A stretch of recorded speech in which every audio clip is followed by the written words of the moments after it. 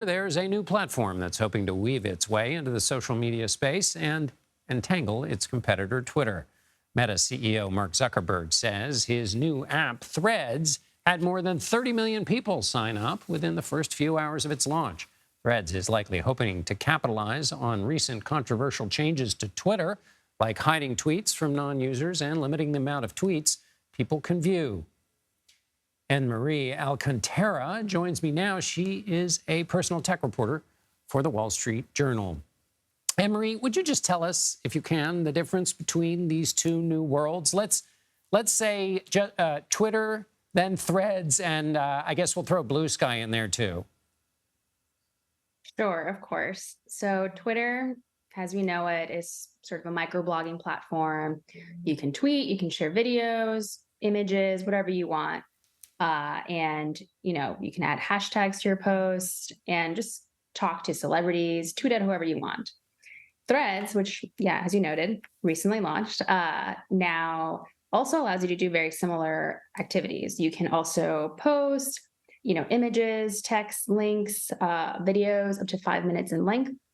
And then Blue Sky, also very similar to both of these apps, where you can also do the same thing. You can post your thoughts to people and your followers and just sort of basically tell the world whatever it is you're thinking.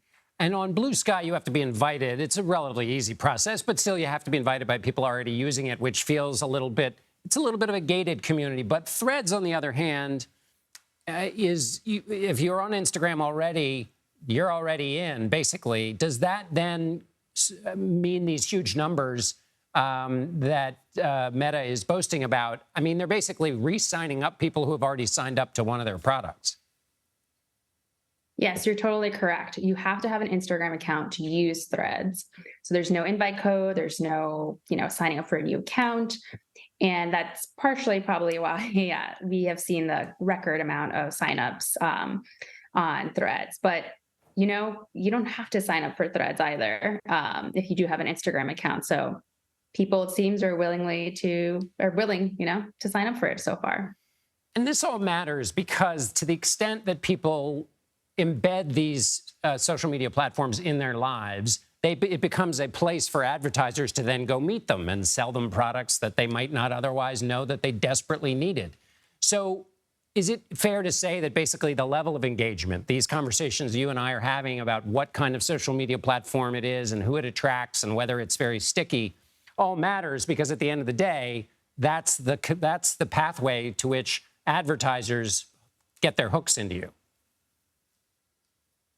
Yes. So, as you mentioned, advertisers want eyeballs and people and people who are actively engaging on a platform, people who are willing to tweet and engage with your brand. And we've seen many brands already jump onto Threads as well.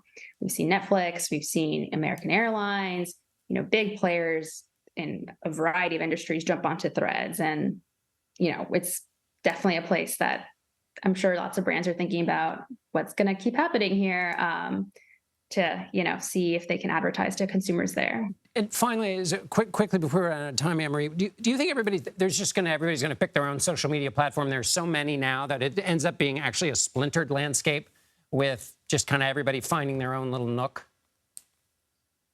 I believe we're already sort of living in that nook, Sometimes I have friends and family, myself, right? Some days I'm strictly on Twitter. Some days I'm very heavy on Instagram. But people are still choosing to use a variety of them. So there's no clear, winner that takes all or, a company that people won't stop using or anything like that. All right. Anne-Marie Alcantara, personal tech reporter for the Wall Street Journal. Thank you.